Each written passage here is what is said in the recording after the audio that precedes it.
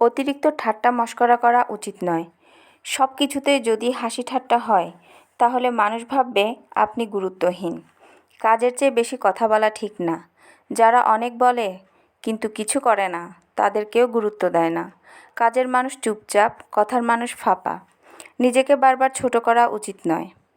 নিজের আত্মমর্যাদা না রাখলে কেউ আপনাকে গুরুত্ব দেবে না।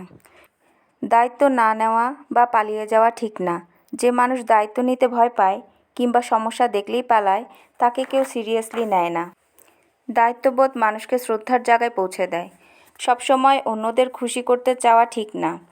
নিজের সীমানা রেখে সবসময় হ্যাঁ বললে মানুষ ভাববে আপনি সহজলভ্য। সবাইকে খুশি করতে গেলে নিজেই গুরুত্ব হারিয়ে ফেলবেন। যে সময়ের কদর করে না তার প্রতি মানুষও সময় দিতে চায় না। সময়কে যারা মূল্য দেয় তারাই মূল্য পায়। তাই জীবনে যদি গুরুত্ব পেতে চান তাহলে আগে নিজেকে গুরুত্ব দিতে শিখুন। নিজের মান বাড়ালে অন্যের চোখেও পানি দামি হয়ে উঠবে।